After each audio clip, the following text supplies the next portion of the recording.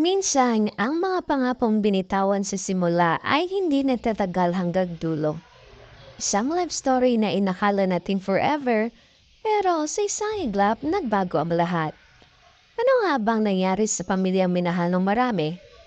Ito ang kwento ni na Josh at Geraldine ng The Blackman Family. Si Geraldine ay may dugong Ifugao at Isabella, isang igorota na may likas na sigla at lakas ng loob. Noong 2015, nagsimula ang kanyang love story kay Josh matapos siyang stalk nito sa Facebook. Pagdating ng November 2016, nag-propose si Josh. Mahal ni Geraldine si Josh dahil sa pagiging supportive nito, habang si Josh naman ay humanga sa pagiging maalaga, mapagmahal at maunawain ni Geraldine. Desi silang ikinasal.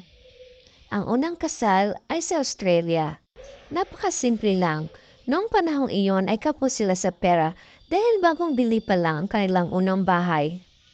Ang kanilang mga kasuotan ay napakasimple din. Sobrang tipid. Ang wedding dress ni Geraldine ay wala pang $50. Si Josh naman ay ginamit lamang ang dumaniyang suit.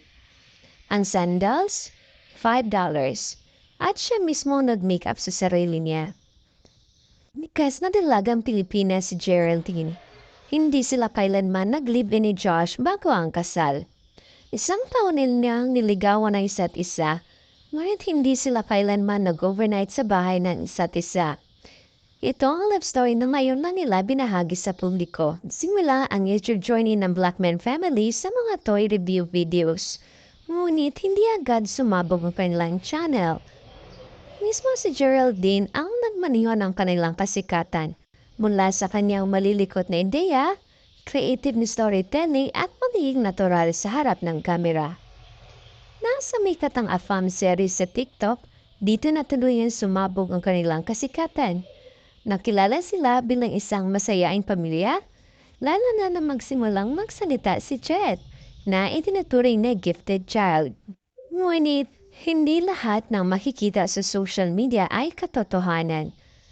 Napansin ng netizens ang pagbabago kay Geraldine, mula sa kanyang lifestyle hanggang sa kanyang pisikal na anyo. Marami ang nagsasabi na baka na-miss ni Josh ang dating simpleng Geraldine at hindi nakasabay sa mga pagbabago.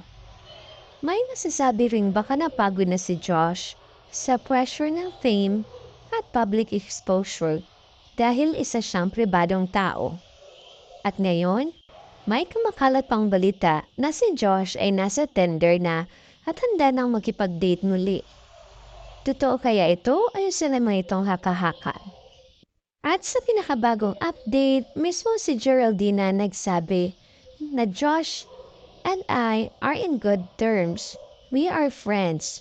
We have a good co-parenting relationship and we are doing this for our kids. Please do not assume things about our separation.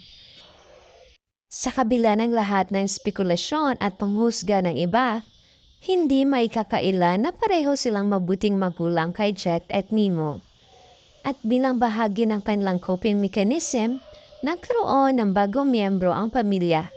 Isang cute na 2-month-old na aso na pinangalanan nilang Colby. Sobrang saya ng mga bata at agad silang na-inlove sa bagong alaga nila. Sa kabila ng lahat, patuloy silang bumabangon para sa kanilang mga anak. February 21, 2025, sa isang emosyonal na video, ibinahagi ni Geraldine ang kanilang desisyon. Josh and I have separated. We're good friends. I just know that he is a good person and he is the best father that Jet and Nemo could ever have.